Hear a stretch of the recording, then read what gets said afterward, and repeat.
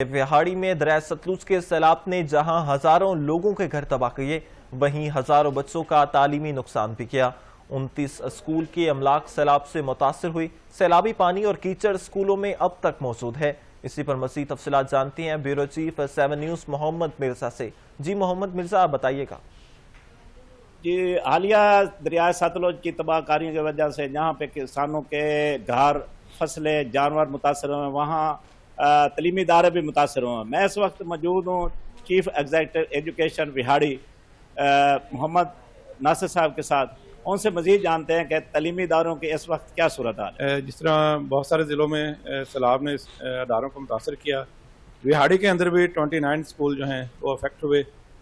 उसमें कुछ स्कूल ऐसे हैं जहाँ पर अभी भी कुछ पानी खड़ा हुआ है, और इसमें हम डेली इसकी रिपोर्ट जो अपने डिपार्टमेंट को कर रहे हैं।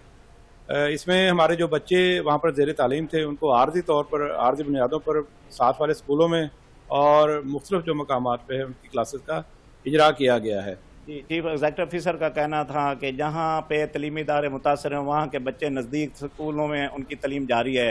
जैसे ही फंड अवेल होंगे, इनकी दोबारा तमीरात